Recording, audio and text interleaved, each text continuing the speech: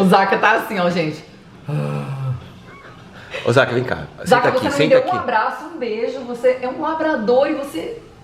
Você tá parecendo um pitbull hoje, cara. Ele tá, tá assim. Zaca, deixa eu Vai, falar. fala que você tá puto. Eu vi ontem, você foi na padoca, filmou bolos e pães no meio da cetogênica. Você é o quê? Sadomasoquista, velho? Não, cara. Mas tem momentos que a gente não pode travar as Zaca, coisas. vou te falar. Travar o quê, caralho? Peraí. Zaca. Olha que puta que ele tá. Zaca, não, olha. Deixa eu falar pra você uma coisa. Eu te entendo. São 6 semanas de inferno pra chegar no céu. Vai por mim. Você vai querer matar um, você vai querer matar ele, vai querer matar eu. Tranquilo. Imagina hoje na gravação, gente, como que não vai ser. Zaca, coloca um desenho na tela. Ele vai... Eu mandei uma galinha pitadinha. Galinha pitadinha foi bom, hein, Zaca? Fala, abre seu coração. Você tá muito puto porque você não tá comendo, é isso? Não, tô comendo. Gordura. Gordura. É proteína e gordura. Você tá metendo uns bacon pra dentro? Creme de leite. Eu tô fazendo umas coisas interessantes, cara. Mas o que acontece é que, tipo, chega de manhã, o humor já não é bom diariamente, com a cetogênica dá uma amplificada, entendeu? Cetogênica dá vontade de matar um, mas depois, quando você se vê magrinho na frente do mas espelho, que eu você senti- corre bem, Zaca, muito Não, bom. mas no terceiro dia, no segundo dia foi treta. Eu cheguei meio agressivo, assim, meio agressivo com a vida. Não, mas eu tô... E hoje você tá felizão, né? Eu tô. Não, gente, eu cheguei aqui, normalmente ele vem, me abraça. Eu gosto de abraçar, né? Ele vem, hoje só, tudo bem? Falei, nossa, o que eu fiz? Segunda-feira? O que você fez? Nasceu. Tipo assim, bom dia, só se for pra você, sua lazarenta. Ó, pelo menos ele deu uma risadinha. Não, tá tranquilo, cara. Aqui de manhã a gente tá Olha, não marca mais gravação de manhã, tá? estabelecendo. Só depois do almoço agora, pro Zaca me dar um abraço. Daqui um mês não tem problema. Aí saiu da cetogênica. Mas tá funcionando essa porra? Você perdeu peso? Perdi. Eu acho que funciona. Eu perdi quase 8 quilos com a cetogênica. Cara, Tô correndo igual uma louca, ó. Fiz 2 horas e 35 em jejum semana passada. Porra. Fi, 5 e 15 em jejum, hein? Carai.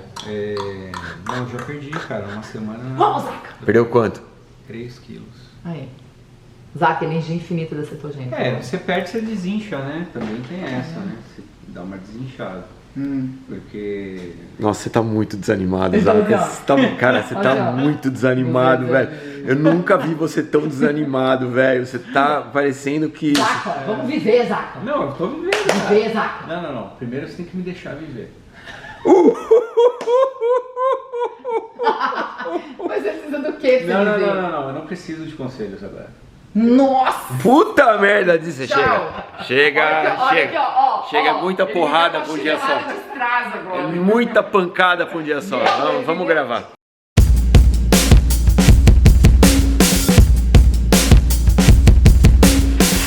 Maratona. A receita é simples. Um par de tênis no pé, um bocado de treino e 42 km depois, você faz parte de um seleto grupo de 0,07% da população mundial. Muitos param na primeira, afinal, trata-se de uma brincadeira bem exigente. O meu problema é que na minha primeira eu me apaixonei. A corrida deixou de ser um hobby e se transformou no meu trabalho. 10 anos depois, a busca da maratona perfeita me transformou num caçador de linhas de chegada. E se tudo der certo, em pouco tempo eu vou cruzar a minha 100ª. Quando isso vai acontecer e como será a minha maratona número 100, ainda é muito cedo para dizer.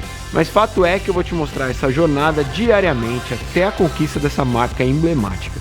E nesse processo, vou descobrir se eu sou capaz ainda de enganar os limites do corpo e seguir melhorando apesar da idade. Prepare-se para viver a corrida intensamente, sob o olhar de quem tem por ela um amor incondicional. Está no ar o reality do corredor brasileiro, Sem Limite. Tá valendo.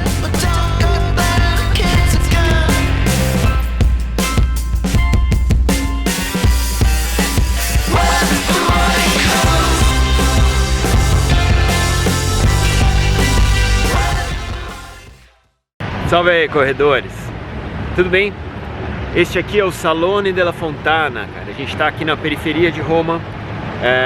Este é o lugar onde se entrega o kit da Maratona de Roma, que é este que já está aqui na minha mão. Bom, hoje é sexta-feira. Eu passei o dia fazendo um monte de gravação para você, pra gente encher esse programa que você está assistindo hoje de curiosidades, fatos históricos, pontos turísticos e emblemáticos dessa que é uma das cidades mais incríveis do planeta. 2.700 anos, essa é a idade da cidade eterna, Roma. A última vez que eu corri aqui não existia o programa Fôlego. Eu corri em 2012, uma das minhas primeiras maratonas, e eu sempre guardei comigo aqui no meu coração que um dia eu voltaria para trazer para vocês que assistem o programa esse conteúdo que para mim é um dos mais legais em termos de maratona em cidades históricas possíveis, né, no planeta Terra. Então eu espero que você goste. Tá começando um programa especial e é Fôlego Raiz, cara. Então senta na cadeira aí que vai rodar mais um programa Fôlego.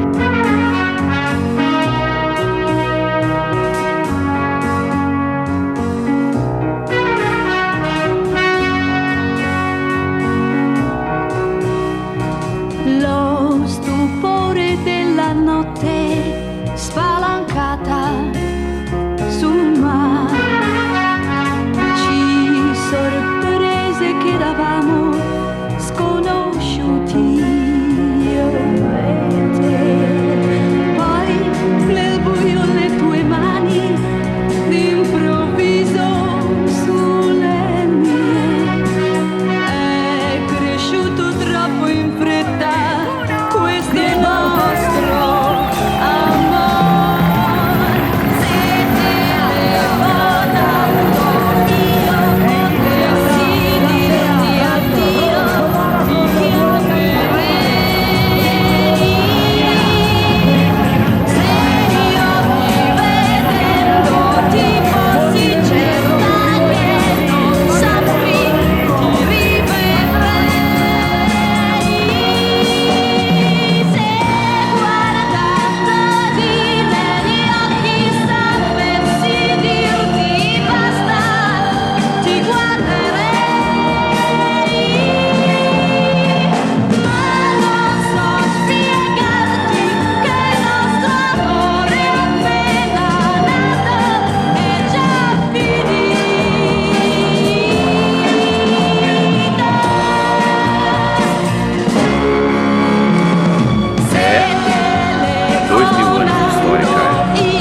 2000 anos de história e segue de pé. Muito bem, essa aqui é a Piazza della Rotonda e este atrás de mim é o Panteão Romano, o Panteão de Agripa. Sabe quem foi o Agripa, cara? Marco Agripa foi cônsul por 3 vezes durante a República Romana. Roma teve 3 períodos, né? Período da monarquia, foram 7 reis. Depois o período da República, né? Em que o Senado dominava absolutamente tudo. Mas a pessoa principal, né? O mandante principal do Senado era o cônsul. Né? E o Agripa foi cônsul por 3 vezes. Só ele e Augusto foram cônsuls por 3 vezes, cara. Então o Agripa é o responsável pela construção do Panteão, que na época da sua construção ele fazia parte de um complexo de edifícios que ficavam aqui e que eram dedicados ao deus Marte. Esse aqui é o Campo de Marte, tá? O Panteão é muito legal porque ele tem 2000 anos de história. Foi construído entre 19 e 29 depois de Cristo pelo Agripa. Ele foi depois destruído por um incêndio, reconstruído por Domiciano, destruído por outro incêndio, reconstruído por Adriano, que deu as formas finais que você vê até hoje, isso no século II depois de Cristo. Ou seja, são 2000 anos de história de uma obra que segue intacta, né, e sem mudanças relevantes em sua estrutura. A cúpula do Panteão, que você vai ver do alto, daqui a pouco eu vou te mostrar, ela é a maior cúpula de concreto não reforçado do planeta, né? Do chão até o alto da cúpula são 43,3 metros, cara, e ela segue sem reforço, sem estruturas que para dar sustentação. Ela está exatamente como ela era quando ela foi construída por Marco Agripa. Aqui em cima, no frontão do Panteão, tem um escrito aqui, você está vendo? Está escrito o seguinte: M. Agripa F. Cos Tetrium Fecit. O que isso quer dizer? Marco Agripa, cônsul por 3 vezes, foi quem construiu esse edifício. Cara, é muito louco, cara, porque é inimaginável que uma obra dessa idade, né, se mantenha assim intacta e tão bonita, né, tão preservada, cara. Na frente do Panteão você tem essa fonte, que é a Fonte della Rotonda, essa é a Praça della Rotonda, e em cima da fonte você vê um dos 12 obeliscos que foram surrupiados por Roma do Egito, cara, na época da capitulação do Egito.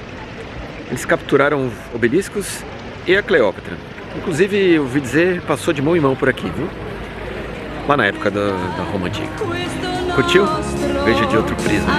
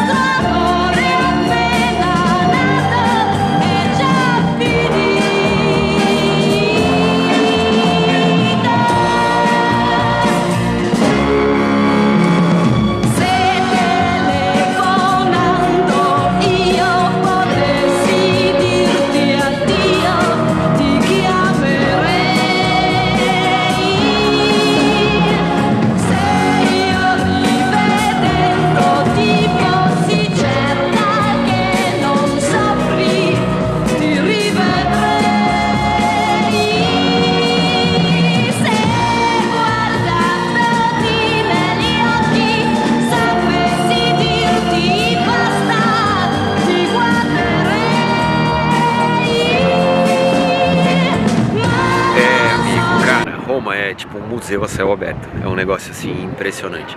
Bom, estou aqui na Piazza di Pietra e este aqui atrás de mim é o Templo de Adriano. Cara, Adriano foi um dos imperadores mais importantes de Roma, cara. Por quê? Porque ele reedificou a cidade, né? Depois de vários incêndios, de várias guerras civis, etc. O Adriano decidiu, durante a paz romana, né, transformar Roma numa cidade bem ornamentada e construiu vários templos, várias construções que ainda resistem, né?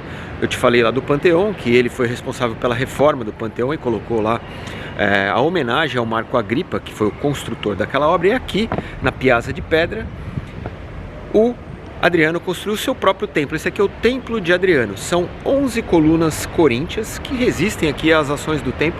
Esse foi construído aqui no século II, ou seja, temos quase 2000 anos de história também. O que é legal da Piazza di Pietra e do Templo de Adriano é que hoje aqui dentro funciona a Bolsa de Valores de Roma, né, a Casa de Comércio.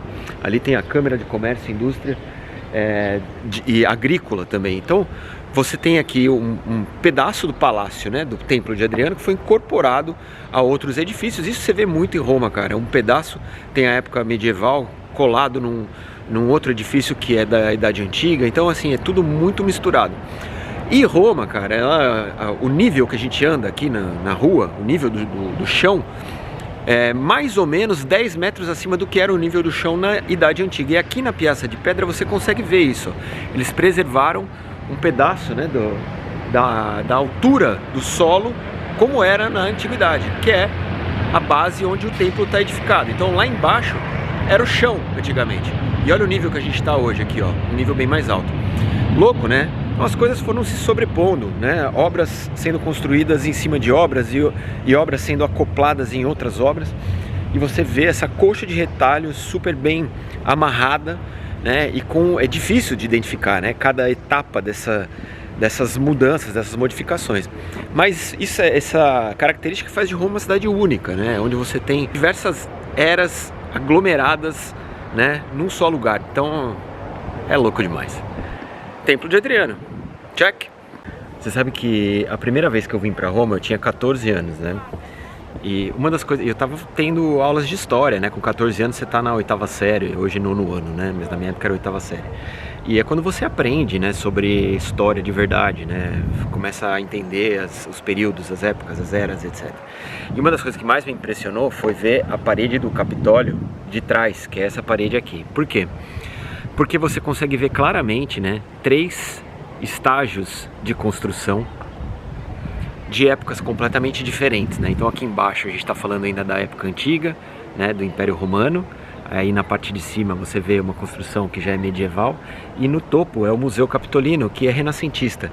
Então isso é muito emblemático do que Roma representa, né? As coisas são construídas umas em cima das outras e a gente está aqui de fundo para o Fórum Romano, com colunas romanas preservadas, com o arco de Adriano aqui atrás. E é muito louco, né? Porque eu lembro muito bem de ter essa visão. Eu tinha 14 anos, eu lembro de ter essa visão e entender, né, que é uma cidade que ela foi suplantada por outra e por outra e por outra e segue sendo assim, né? Muito louco, cara, muito louco. 3 idades, né, 3 épocas distintas no mesmo edifício.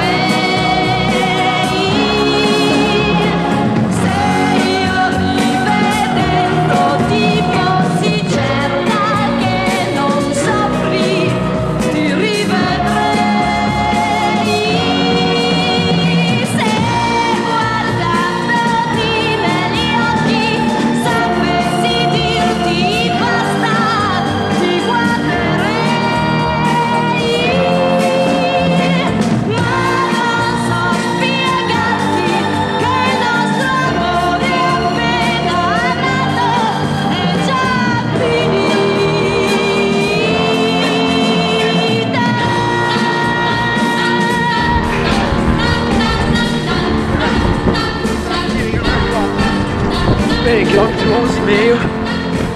Eu fiz a largada no pelotão A. Esse pessoal aqui é do pelotão B. Largou 5 minutos depois, mas eles estão com o pacer de 3:10. Cara, esse pelote da 3:10 me traz tantas memórias, cara.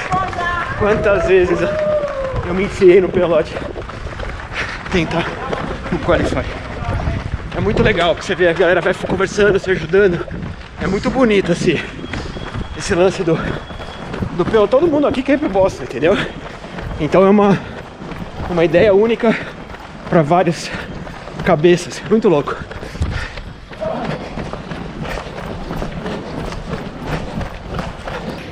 Ó, deixa eu te falar um negócio.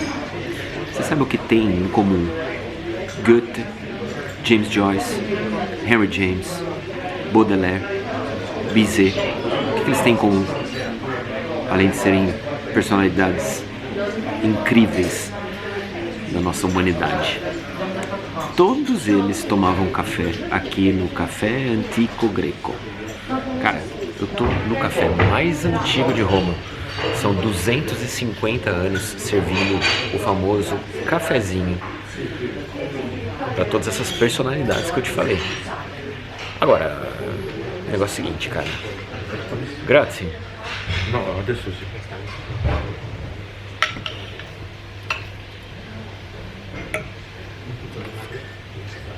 Grazie. Agora é o seguinte, cara. É o cafezinho mais caro que eu já tomei. São 7 euros, uma bagatela de 7 euros para tomar esse expressinho, o mesmo expresso do James Joyce. Vamos ver se vale 7 euros.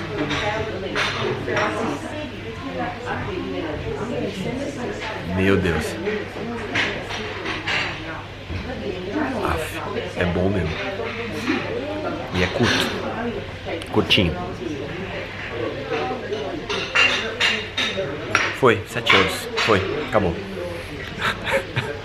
Agora é o seguinte, cara. Você sabe que o café expresso foi inventado aqui na Itália, tá? A invenção é de um cara chamado Luigi Bezerra, tá? De 1901.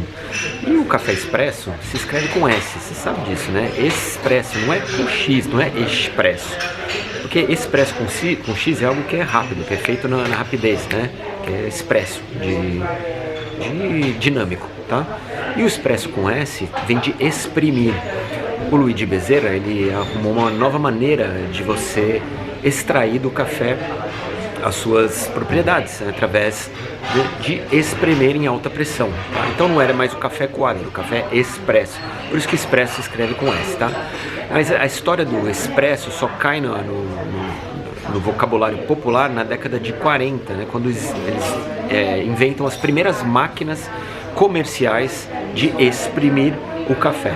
Então, a partir de 1940 você pode tomar um expresso. Antes disso era algo mais restrito a poucas pessoas que tinham desenvolviam esse método, né, de extrair o café como bebida, líquido, certo? Muito bem, então hoje quando você fala expresso, lembre-se, é com S, não é com X, tá? Muita gente escreve café expresso com C, é com S, de exprimir, tá? E eu sei que tem muita gente que é muito fã de café, vai aqui dar os pitacos, talvez me corrigindo, mas eu acredito que eu esteja correto. Bom, café greco, 250 anos de história vendendo cafés expressos com S a 7 euros. Fiz, tomei, valeu, foi bom, foi caro. Vezes 6, 42 pau, um cafezinho. Tudo bem. Don't wanna live as an untold story. Rather go out in a blaze of glory. I can't hear you. I don't fear you. I live now 'cause the bad die last. Dodging bullets with your broken past. I can't hear you. I don't fear you now. Wrapped in your regret. What a waste of blood and sweat. Oh, I wanna taste love and pain. Wanna feel pride and shame. I don't wanna take my time. Don't wanna waste one life. I wanna live better days. Never look back and say, could have been me. It could have been me. Yeah. Don't wanna live as an unsung melody. I'd rather listen to the silence telling me I can't hear you. I won't fear you. Don't wanna wake up on a Monday morning. The thought of work is getting my skin crawling. I can't fear you. Vamos. Muito bem. Tô com 15 km, fazendo uma média aqui de 4,46. Tá bem rápido do que eu planejei. Mas é assim, né, cara? Às vezes você tá num dia bom e o corpo tá solto. Hoje tô assim, um dia bom. Não sei até quando vai, mas tô aproveitando que eu tô relaxado, tô tudo bem. Hoje tá na beira do Tevere, que é aqui o Rio Tigre, que é o rio que corta Roma, né? E é muito legal, porque na verdade as margens do Tevere tem uns parques, tipo o Bruno Covas de São Paulo, só que bem mais bonito. O rio também é mais limpo e a paisagem é bem louca. Quando eu estive aqui no meio da pandemia, eu dei uma corridinha na beira do Tevere, é muito agradável, cara, muito bom mesmo. É mais legal do que o Senna em Paris. Vamos lá, só que a história do Tevere é uma batalha, né? Usar a água do Tevere desde a Idade Média. Você sabia disso? Por quê? Porque as pessoas jogam esgoto desde essa época, né? Desde antes, até desde a antiguidade. Então o que acontece? A ideia sempre foi trazer água de fora de Roma, porque o Tevere não podia fornecer água por causa da poluição. Isso gerou algo que é muito latino, foi inventado pelos romanos, o aqueduto. Então se liga no que eu vou te contar, é uma história bem bacana que envolve um dos pontos turísticos mais importantes de Roma. Bonito, né, cara? Bonito. Será que você tá me ouvindo? Porque o barulho da água aqui na Fontana di Trevi é um negócio assim ensurdecedor, cara. Muito bem. A Fontana di Trevi é um dos lugares mais visitados de Roma.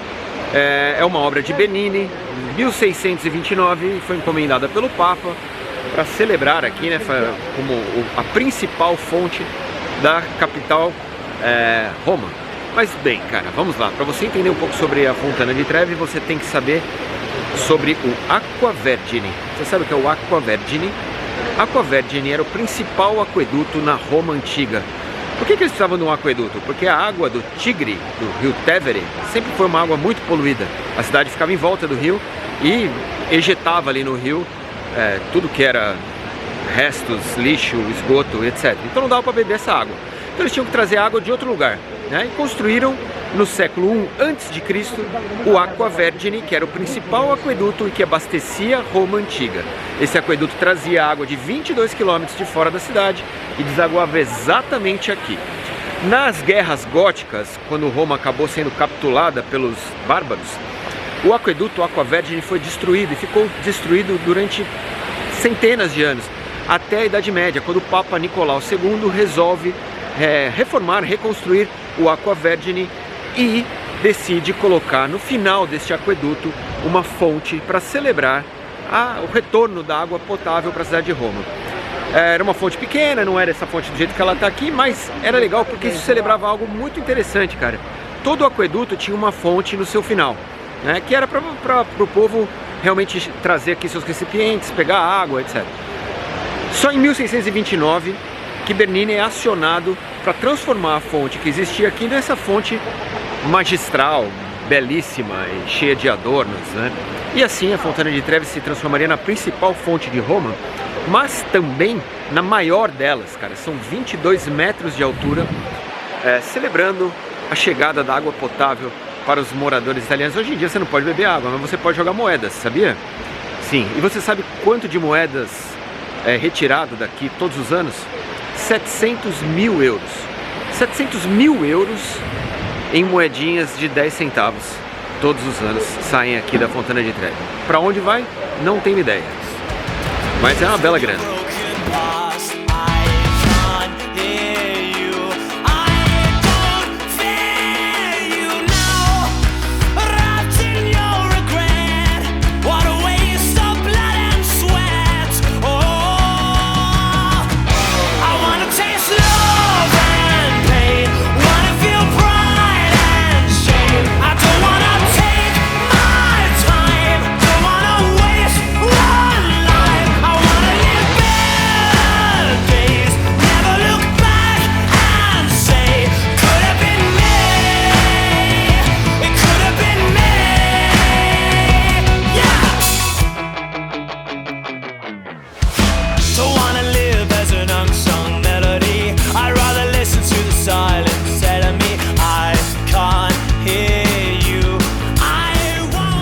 Bem lindos, bem... Tá vendo aqui atrás de mim? Este aqui é o Castelo de Sant'Angelo, cara.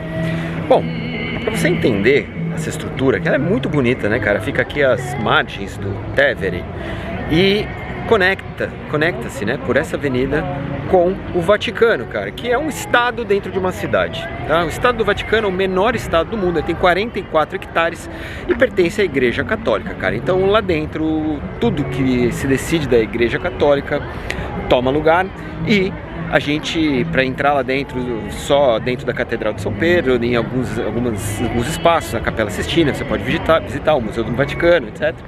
Mas é território do Papa, velho, e do clero, certo? Assim como o Castelo de Sant'Angelo, durante muito tempo foi utilizado também pelo clero. Hoje ele é um museu. Agora a história do Castelo de Sant'Angelo é mais legal do que o Vaticano. Por quê? Porque o Castelo de Sant'Angelo está construído no lugar onde funcionava o mausoléu de Adriano. O imperador Adriano resolveu construir essa estrutura toda aqui para que quando ele morresse ele ficasse enterrado. E aí, depois que Roma foi dominada pelos bárbaros, todas as estruturas que eram do Império Romano foram transformadas em outras estruturas, assim como tudo aqui em Roma. O Castelo de Sant'Angelo então se transforma numa fortaleza militar de proteção da cidade. Afinal de contas está aqui à beira do Tevere, então qualquer tipo de embarcação que chegasse, o forte de Sant'Angelo, que era o antigo mausoléu de Adriano, servia para dar proteção para a cidade. Aí acontece que no ano de 590 a peste toma conta, a peste matou 1/3 da população inteira de Roma, cara. Muito louco, uma epidemia doida. Em 592, o Papa Gregório I disse ter visto a imagem de Sant'Angelo em cima das muralhas da fortaleza. Mandou colocar ali uma estátua, que é a estátua de Sant'Angelo, que está lá até hoje, transformando o prédio num prédio do clero. E a partir do momento que ele fez isso, a peste acabou. Se é real, se é dito popular, se é milagre, meu amigo, aí você acredita no que você quiser. Mas que lá em cima tem a estátua de Sant'Angelo, tem. E que a peste acabou, também acabou. Tá bom, So wanna live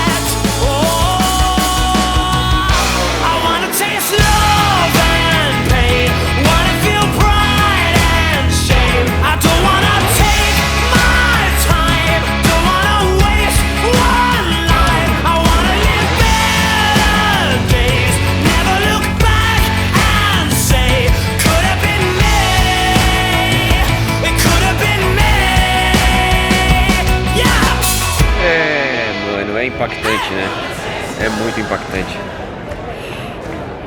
Não esse cabelo rebelde que parece uma palha. O Teatro Flávio. Bom, é o seguinte, cara.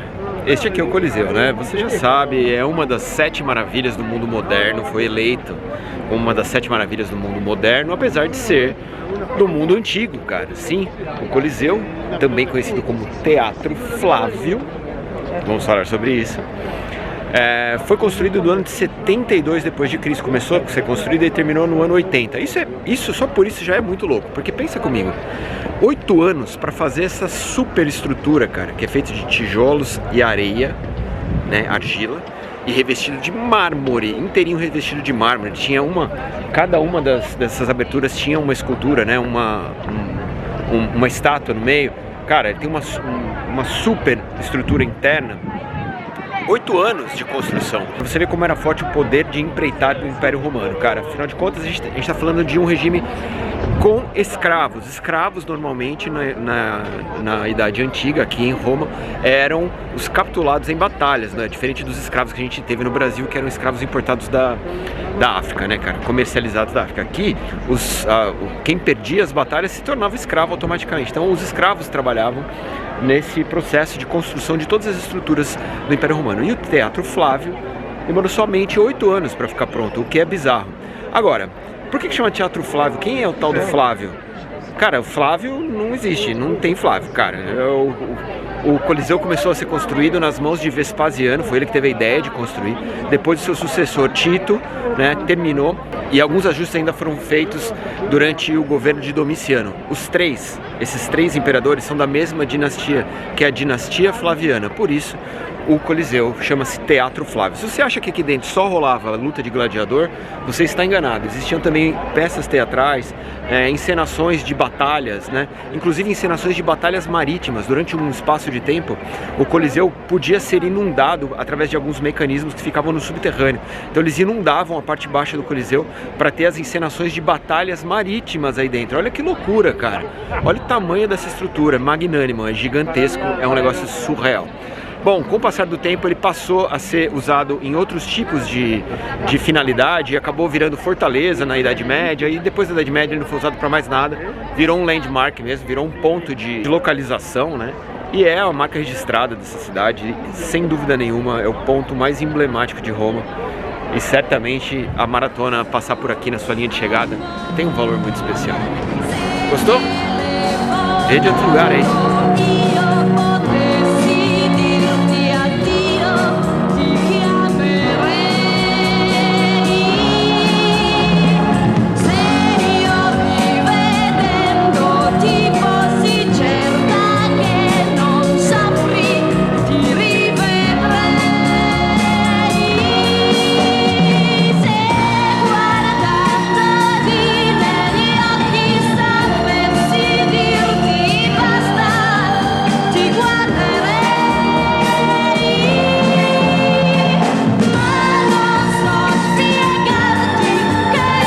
Lindos! Tá vendo essa avenida aqui atrás, cara? Essa aqui é a última, são os últimos metros da nossa maratona, cara. Ali tá o Coliseu, lá pra trás, e aqui, lá na frente, está a linha de chegada da Maratona de Roma. E aqui, cara, nessa avenida encontra-se o Fórum Romano. Ó, toda vez que você ouve falar de Fórum Romano, a primeira coisa que vem na sua cabeça é fórum, né? Fórum hoje pra gente é o lugar onde se dão as decisões judiciais. O Fórum Romano, na verdade, a tradução é como se fosse uma praça, né? Uma praça de inclusão pública, onde a vida romana acontecia. Tudo isso, né, foi considerado por muitos séculos, e até hoje, muitos historiadores, né, apesar das grandes metrópoles que a gente tem na atualidade, muitos historiadores consideram o Fórum Romano como o maior centro, o mais importante centro de aglomeração pública da história da humanidade. Porque na época que Roma era um império, ela dominava basicamente tudo, a Europa, a Ásia, a África, o Mar Mediterrâneo. Então, todas as decisões que eram tomadas nesse lugar, no Fórum Romano, interferiam diretamente em todos os direcionamentos do mundo global, porque Roma era o centro do mundo. Bom, o Fórum Romano, ele fica exatamente entre dois morros. Aqui é o Monte Capitolino e ali é o Monte Palatino. E neste vale, entre os dois montes, estavam todas as estruturas públicas de Roma, palácios, arcos do triunfo, né? Arcos, lembre-se, todos os arcos celebram vitórias militares. Aqui dentro a gente tem 3 arcos, o maior deles e o mais preservado é o Arco de Tito. Fica aqui atrás dessa basílica, mas também as estruturas do Senado, onde existiam os julgamentos, onde existiam as eleições. Lembre-se, Roma foi um Senado durante muitos séculos, então todas as decisões públicas, né, e também pontos de encontro dos populares acontecia exatamente onde estão essas ruínas aqui no Fórum Romano. Lembre-se, né, tá tudo em ruína. Por quê? Porque tem, 2.700 anos de história, mas é importante que você entenda que depois que Roma caiu e foi dominada pelos bárbaros, isso tudo, cara, era um grande aglomerado de estruturas e mármore, né? Então tudo isso foi utilizado para outras obras, saqueado, roubado. Então o Fórum acabou sofrendo muito mais as ações do tempo e das conquistas, né, das invasões, do que outras estruturas que estão aí disseminadas pela cidade. Então, por exemplo, você viu o Panteão tá inteirinho, o Templo de Adriano tá inteirinho, enquanto o Fórum acabou sendo muito mais prejudicado por essa ação de bárbaros e de conquistadores, certo? Mas, cara, se você pensar que Roma existe há 2.700 anos, né, e deu origem a todas as nações latinas, né, inclusive nós, que somos originários dos latinos, esse aqui é o centro do mundo, cara, entendeu? Tudo que aconteceu aqui fez com que a gente existisse também. É muito louco, cara. É muito importante, entendeu? É muito importante. D'improvviso solenne è cresciuto troppo in fretta questo nostro amor. Se telefonando io potessi dirti addio, ti chiamerei. Se io rivedendo ti fossi certa che non saprei ti rivedere. Você tá vendo que a prova tá passando aqui, né, cara? A gente tá na Piazza del Popolo, ou seja, a Praça do Povo, cara. Talvez seja uma das praças mais emblemáticas de Roma, quando eu falo pra vocês que Roma é uma coxa de retalhos que foi se construindo ao decorrer do tempo e coisas sendo sobrepostas e construções sendo acopladas umas nas outras, tá? Ali atrás, aquela igreja que você tá vendo do lado do portal é a Igreja de Santa Maria del Popolo, que na época do Império Romano era uma basílica romana. Tá? Ali dentro, Nero morreu e foi sepultado. É óbvio que não era dessa maneira, ela foi reconstruída, redecorada, etc. Então o que era um sepulcro, um jazigo para o imperador Nero, que botou fogo em Roma, isso lá no século 0, se transforma numa catedral, numa basílica renascentista, e assim acontece com toda a Praça del Popolo, que ao decorrer do tempo foi ganhando adornos e ganhando contornos e também linhas arquitetônicas que transformam a praça no que ela é hoje. O Papa Gregório X foi o responsável por instalar aqui essa fonte, que também é uma fonte que celebrava a reconstrução do aqueduto Aqua Vergine, que eu te falei lá na Fontana di Trevi, tá? Então aqui era um ponto da população retirar água, tá? Tirar água para beber. Mais um ponto, né? Mais uma finalização do aqueduto Aqua Vergine. E este obelisco incrível aqui foi trazido pelo Papa Sisto V.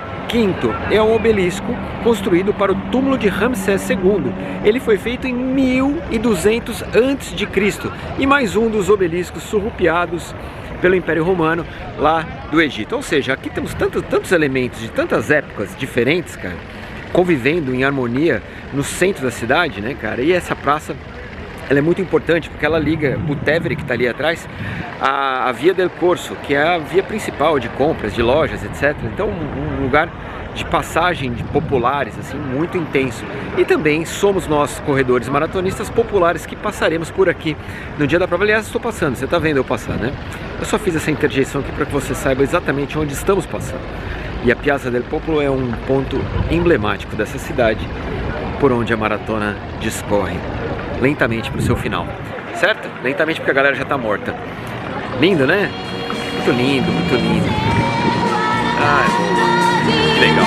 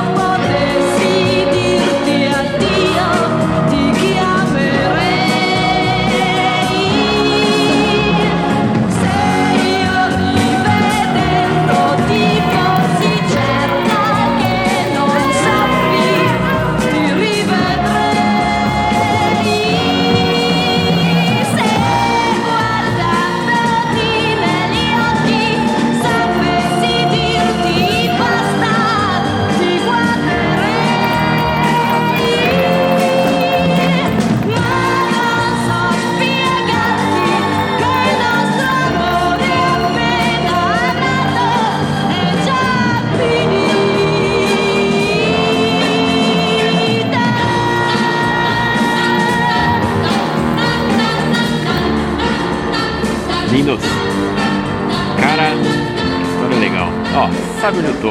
Essa aqui é a famosa escadaria da Piazza di Spagna, tá? Que liga a parte baixa de Roma, né, que está no nível do Tevere, no nível do rio, né, a parte alta aqui de observação da cidade, que é denominada Pincio.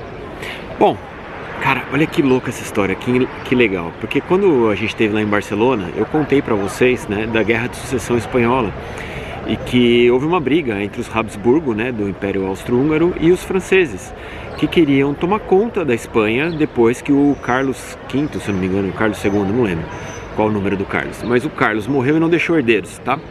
E a França acaba dominando a Espanha, né? E a França, que era Bourbon, né, acaba dominando a Espanha, apesar de não exercer, né, poder de hereditariedade, não pôde anexar as duas coisas, mas os Bourbon tomam conta da Espanha.